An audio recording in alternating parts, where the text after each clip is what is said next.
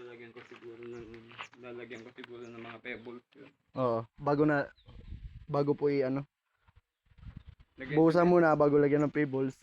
So kailangan ka pa ng bakal. Bakal para matibay siya. Para gawing pathway. Pathway. Yep.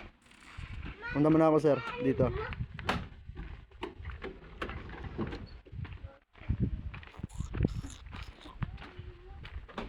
Good morning sir. Ang tao po natin is 5 po. 5 tao. Dahil libing po ngayon ang tatay ni Kuya Dudong. Yung isa po, pinahiliper ko po dito sa tao ni Sir Jojo dahil sa nagpakot po siya ng graba dito sa ano niya, sa bahay. Yung natitirang graba dito, yun po yung pinakwa ko.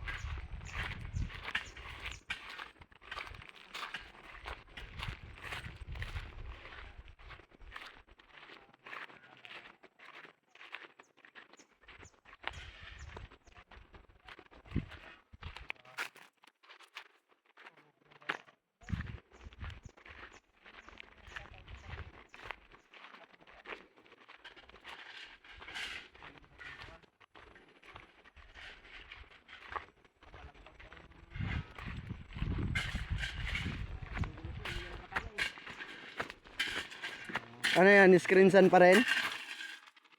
Screen sun? Doon yata screen sun pa yung ito. Itong screen sun. Sa baba. Haluan ng graba.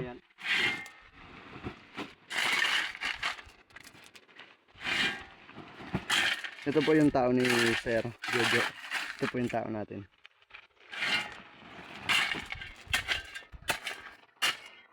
Hugasan nyo na maganda yung ano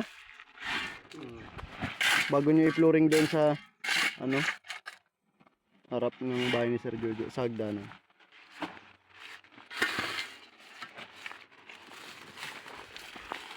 Pinoy natin.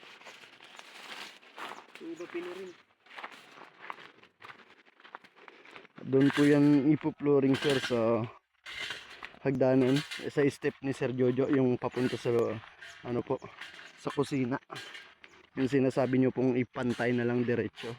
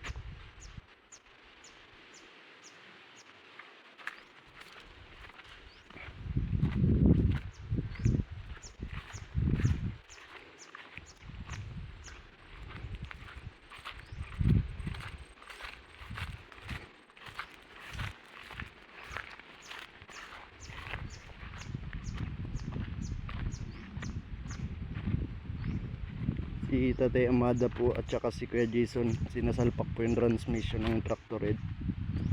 Yung dalawa po may pinapagawa si Kuya Daniel doon sa barracks.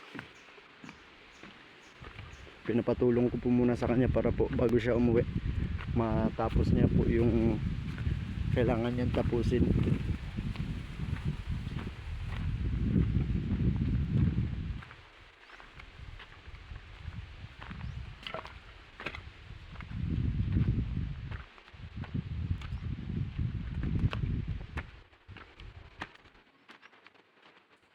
Dito po yan siya ipo-flooring.